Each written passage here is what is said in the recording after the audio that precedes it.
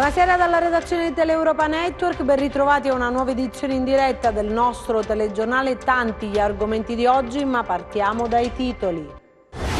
Il governatore uscente Mario Oliverio ha firmato oggi il decreto con cui indice le elezioni regionali in Calabria ufficiale. Si voterà il 26 gennaio. Una violenta ondata di maltempo si è abbattuta sulla Calabria, ovunque crolli, strade allagate e criticità di ogni genere.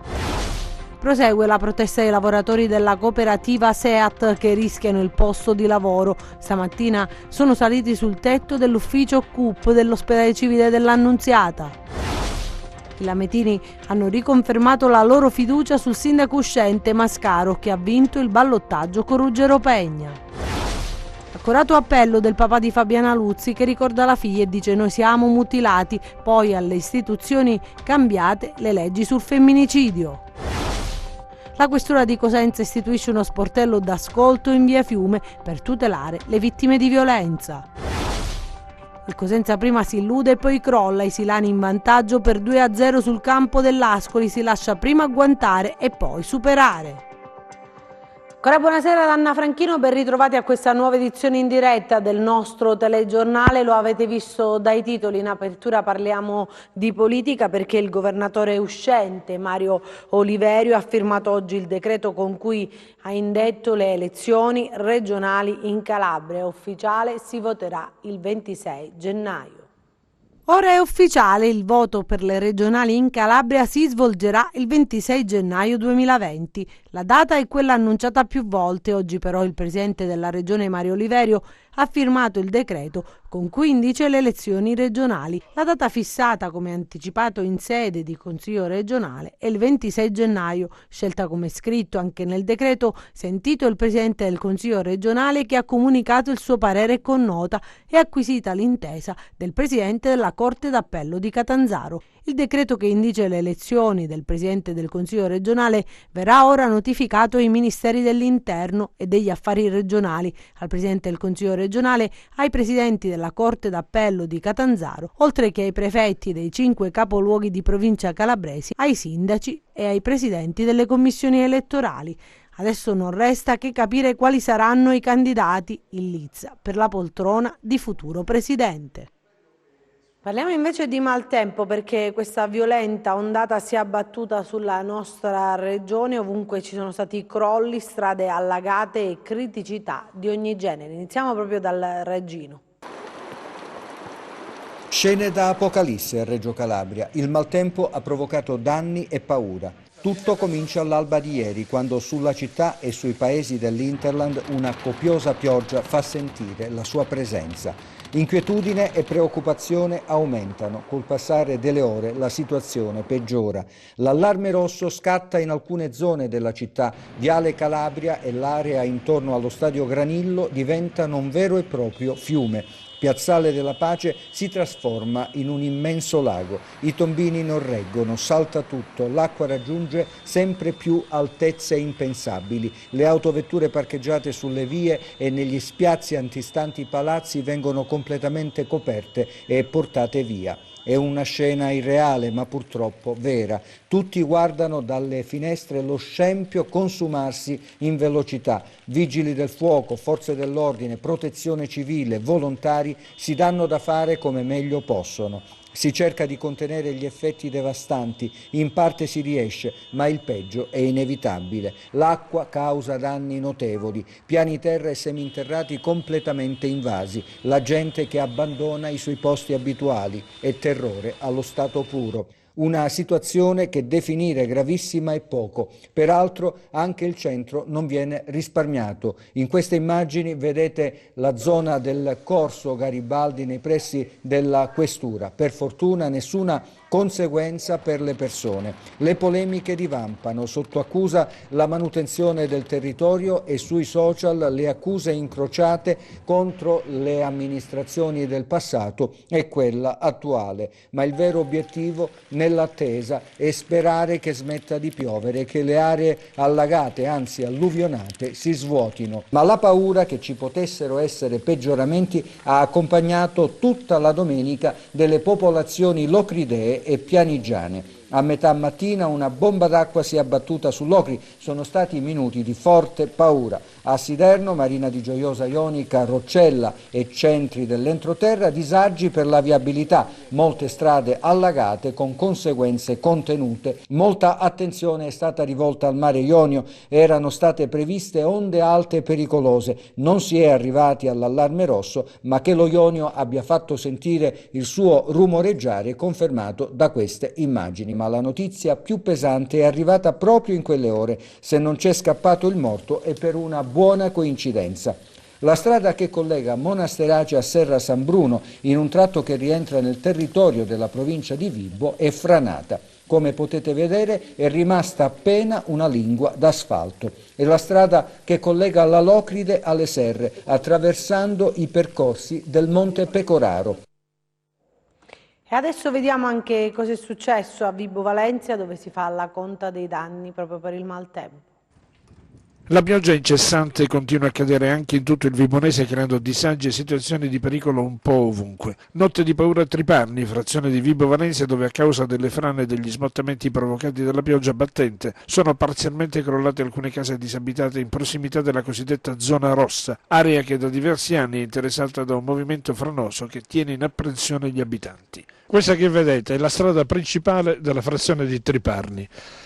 Tempo fa si pensò di realizzare una piazzetta che è letteralmente crollata e col passare del tempo si è portato via tutto il resto. Questa notte la pioggia costante degli ultimi giorni ha creato la situazione che stiamo vedendo.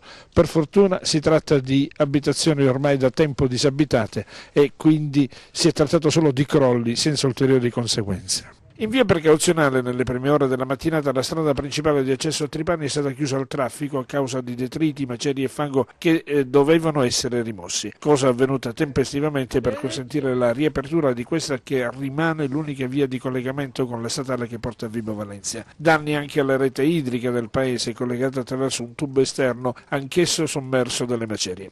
La situazione rimane preoccupante, sebbene sia ormai da un decennio che questa area della frazione Triparni si trova in simili situazioni senza che finora si sia mai provveduto concretamente a superare l'emergenza. Adesso la pagina del lavoro con l'avvertenza dei 54 lavoratori della cooperativa SEAT che fra pochi giorni saranno mandati a casa. Alcuni di loro sono saliti sul tetto dell'edificio che ospita il CUP, il centro unico di prenotazione dell'Annunziata di Cosenza. Sono saliti sul tetto del CUP dell'ospedale di Cosenza. Loro sono i dipendenti della cooperativa SEAT, 54 padri e madri di famiglia che da anni mandano avanti il centralino, l'ufficio ticket e il centro unico di prenotazione, ma tra pochi giorni saranno mandati a casa. Il 30 novembre infatti scadrà il contratto con l'azienda ospedaliera di Cosenza e la cooperativa ha già inviato le lettere di licenziamento ai lavoratori.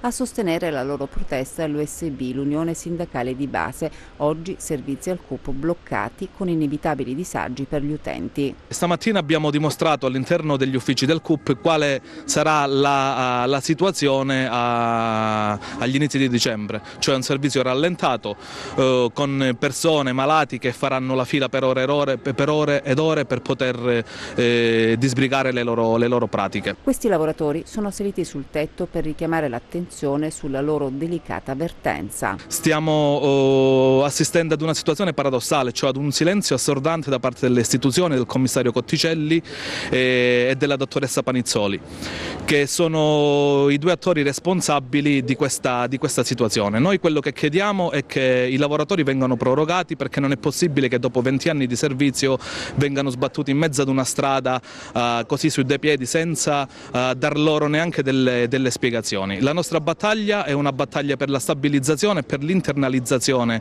di questi lavoratori. La protesta andrà avanti ad oltranza fino a quando non avremo questo tavolo. Torniamo adesso a parlare di politica, in particolare delle scorse comunali, perché Paolo Mascaro è stato rieletto sindaco di Lamezia Terme. L'avvocato vince al turno di ballottaggio e torna a sedere sullo scranno più alto del Consiglio Comunale. Bassa intanto l'affluenza alle urne, solo il 29,9% degli aventi diritto. Dimentichiamo timori inesistenti, da domani tutti insieme lavoriamo per Lamezia! Paolo Mascaro torna ad indossare la fascia di primo cittadino. Alle Mezze Terme è stata bassa l'affluenza alle urne per il turno di ballottaggio, solo il 29,98% degli aventi diritto, dato però che potrebbe essere stato influenzato dal maltempo che ieri ha colpito la città. Mascaro ha ottenuto il 68,9% dei voti, mentre lo sfidante Ruggero Pegna si è fermato al 31%. L'avvocato torna così alla guida dell'ente 2 anni dopo lo scioglimento per infiltrazioni mafiose. Dobbiamo dare subito fiducia a quella macchina comunale che per 2 anni si è sentita abbandonata solo a se stessa, quindi dobbiamo ripartire già domani mattina a dare fiducia alla macchina comunale e a dire noi dobbiamo combattere insieme una grande battaglia, le grandi battaglie o si vincono insieme o si perdono insieme. Poi il messaggio alla città di Lamezia. Il messaggio alla Lamezia è che deve essere serena, deve sorridere, deve avere fiducia, deve avere speranza, deve abbandonare il disfattismo, deve abbandonare le ombre cupe che sono tante volte trasmesse da politicanti, deve capire che ha voltato pagina e voltando pagina deve veramente col sorriso costruire la sua rinascita.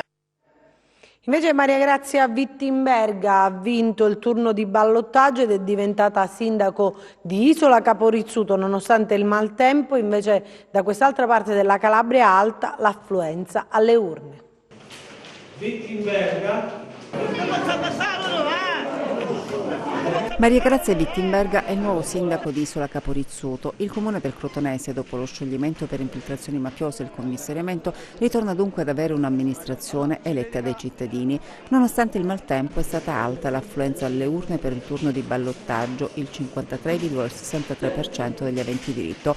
Wittenberga, sostenuta da 2 liste dall'area di centrosinistra, ha ottenuto il 52,65% dei consensi. Lo sfidante Maurizio Piscitelli si è fermato al 45%. Ha vinto Isola Caporizzuto, ha vinto la voglia di cambiamento, ha vinto la gente che aveva voglia di dare una svolta a questo paese. Sono felicissima per le persone che non si sono lasciate vincere dal maltempo, dal fatto che erano già andati a votare, l'affluenza è stata altissima e quindi grazie ai cittadini di Isola.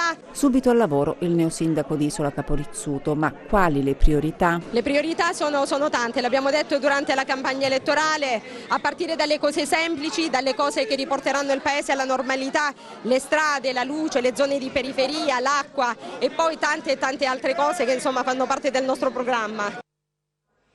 Siamo mutilati, dolore inarrivabile, sono le parole di Mario Luzzi, il papà di Fabiana, la ragazza uccisa e bruciata viva dal fidanzato a Corigliano Rossano nel maggio del 2013. Genitori presenti a Cosenza per l'inaugurazione di uno sportello d'ascolto. L'iniziativa è della Polizia di Stato. Lo sportello di ascolto, intitolato a Fabiana Luzzi, si trova in via Fiume a Cosenza, una strada tristemente famosa per un altro femminicidio, quello dell'infermiera Anna Morrone, uccisa dal marito. Era il luglio del 1999. Oggi, di fronte a quell'angolo di strada, sorge la struttura della Polizia di Stato che aiuterà, speriamo, tante donne, tante ragazze. Porta il nome di Fabiana Luzzi, la sedicenne di Corigliano Rossano, uccisa con 26 coltellate dal fidanzato che l'ha lasciata agonizzante a terra per poi tornare da lei con una tanica di benzina e darle fuoco. Il papà e la mamma di Fabiana, Mario e Rosa, guardano quelle stanze con occhi umidi, ringraziano per l'affetto gli agenti di polizia. La mamma non vuole parlare al microfono, lo fa il papà per raccontarci il prima e il dopo di una famiglia normale stravolta. Prima dell'accaduto noi eravamo una famiglia non felice, felicissima. Una famiglia dove in qualsiasi cosa trovavamo una gioia di essere genitori di 4 fanciulle per noi bellissime, di poterla amare, di potergli fare da genitore, di poterli istruire, dargli un esempio di vita. Il nostro dopo è terribile, non si può neanche raccontare, perché noi del 24 maggio del 2013 siamo stati mutilati, quindi siamo persone viventi mutilati che purtroppo dobbiamo portare avanti la nostra vita e la nostra famiglia per dare sostegno e aiuto principalmente alle nostre figlie che sono state altrettanto mutilate perché gli manca una sorella, ai nostri nipoti, ai nostri conoscenti, ai nostri parenti, ma a tutte le donne d'Italia. perché io credo che le leggi radicalmente vanno sostituite. È dimostrazione di fatto che come stiamo andando non va bene, perché quasi ogni giorno o ogni 2 giorni una donna viene uccisa. Giustizia, la parola risuona forte anche nell'auditorium Guarasci, dove Mario Luzzi racconta del piatto di Fabiana che non manca mai in tavola a pranzo e a cena e ribadisce la richiesta già fatta personalmente al Ministro della Giustizia nei giorni scorsi di vietare che gli uomini girino armati. Nel 98% dei femminicidi, denuncia, si usano coltelli. E sono 94 le donne uccise vittime di femminicidio dall'inizio dell'anno in Italia, una vera e propria emergenza sociale. Oggi, in occasione del 25 novembre, giornata proprio internazionale contro la violenza alle donne, la Polizia di Stato ha inteso sensibilizzare i cittadini con un'iniziativa pubblica alla presenza del vice capo della Polizia e del prefetto Vittorio Rizzi. Da oggi operativo a Cosenza lo sportello d'ascolto per le donne vittime di violenza. Responsabile del servizio erogato dalla Polizia di Stato sarà Tiziana Scarpelli. Per l'inaugurazione dei locali intitolati a Fabiana Luzzi, la presenza del vice capo della Polizia Vittorio Rizzi. Più del 50% delle questure italiane si sono dotate di infrastrutture dedicate al tema e questa struttura mi sembra particolarmente accogliente perché immaginata sia per l'ascolto delle vittime vulnerabili e abbiamo uno spazio per le donne e uno spazio per i minori. Realizzare strutture di questo genere significa realizzare setting di ascolto dedicati e modalità di ascolto dedicate per far emergere il sommerso, per evitare fenomeni di vittimizzazione secondaria, per fare un ulteriore piccolo passo in avanti nel rispetto delle vittime di reati così odiosi. Una struttura che, come sottolinea il primo questore donna della città dei Bruzzi, Giovanna Petrocca, potrà contare su un'equipe di esperti. Ci sarà un'equipe, c'è un funzionario personale della squadra mobile, con un funzionario, personale medico, una psicologa, e così come previsto dal protocollo per l'ascolto delle persone, delle donne che chiedono aiuto per i casi di violenza. Per la giornata internazionale contro la violenza alle donne si è voluto coinvolgere nell'auditorium Guarascio istituzioni e studenti. Il messaggio, lanciato nel suo indirizzo di saluto anche dal primo prefetto donna della città, Paola Galeone, è quello di riconoscere i segnali di un amore immalato. Questo non è amore, così si chiama la manifestazione, segnale di vicinanza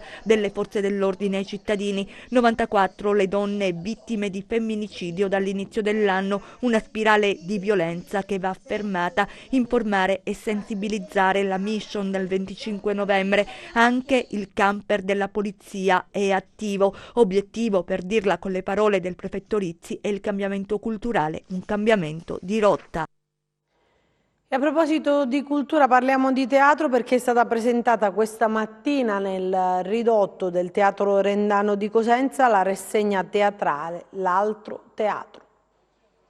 Il teatro di tradizione Alfonso Rendano di Cosenza per il 7° anno consecutivo ospiterà la rassegna L'altro teatro. Saranno 15 gli spettacoli per tutti i gusti e spazieranno dalla commedia brillante alla musica, alla satira e alle rappresentazioni impegnate o classiche. Un modo molto efficace per rendere il teatro fruibile a tutti. L'offerta, come gli altri anni e dato il successo degli altri anni, è un'offerta molto variegata, destinata a un pubblico soprattutto di famiglie. Bisogna fare un'opera di riavvicinamento al teatro. Grazie a Dio abbiamo una città che è molto legata alla tradizione sia del teatro in senso lato sia del Rendano. Io credo che poi le amministrazioni comunali ovviamente devono andare incontro ai gusti delle persone e il successo di Botteghino e pubblico dà il risultato del lavoro fatto. La rassegna L'altro teatro nel corso degli anni è andata via via crescendo, sia per qualità degli spettacoli che per numero di spettatori,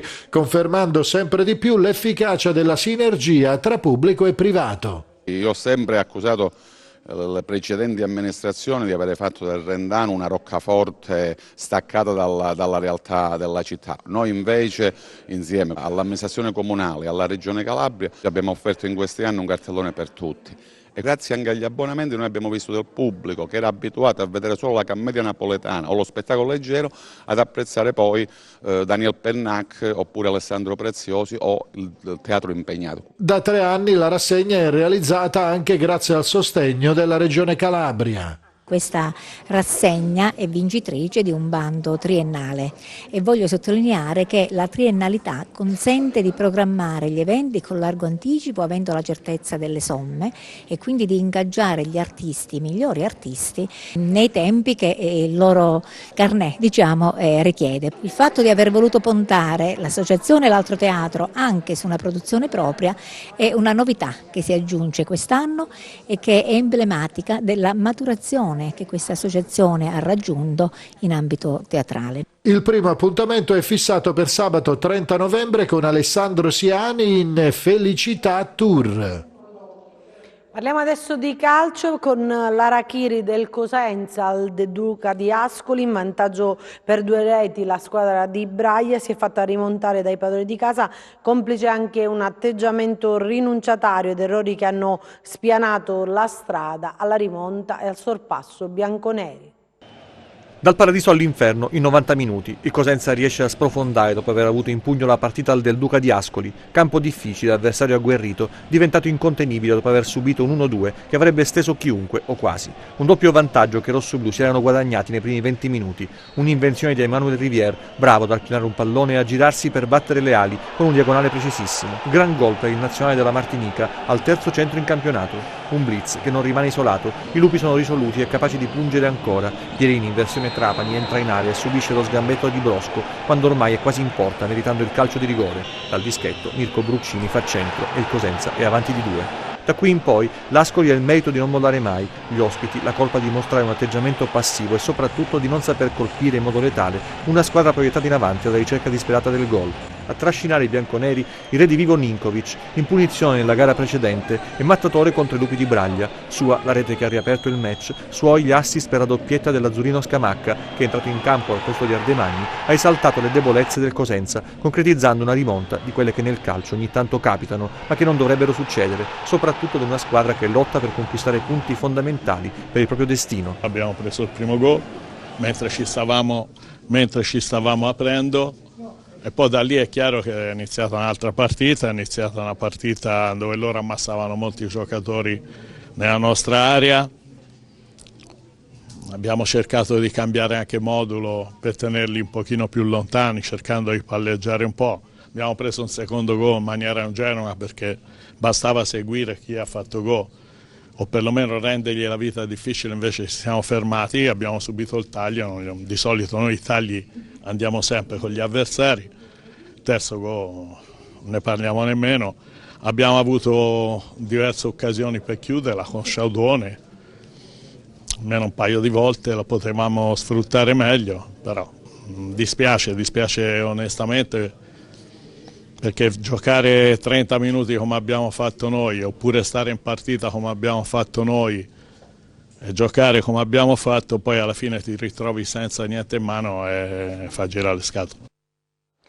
Questa era la Serie B, invece in Serie C rinviato per il maltempo il derby fra Vibonese e Catanzaro, la Regina invece consolida il primato grazie al successo sul Rende, alle spalle degli Amaranto gli avversari perdono terreno. In attesa della data del recupero di Vibonese Catanzaro, la Regina si gode del primato sempre più solido, con un vantaggio salito a 7 punti sulla seconda in classifica, che questa settimana è il Potenza, già perché alle spalle degli Amaranto si alternano le inseguitrici, sempre più distanti e sempre meno continue rispetto alla capolista. Dopo la gita a Rieti, la squadra di Toscano ha affrontato il Rende con lo spirito giusto, attaccando e creando le occasioni per sbloccare la gara e restando unita nei momenti di maggiore difficoltà, dopo la rete dei biancorossi diventata gol della bandiera. Nel finale, quando i padroni di casa sono riusciti a dilagare. Adesso vediamo le previsioni del tempo.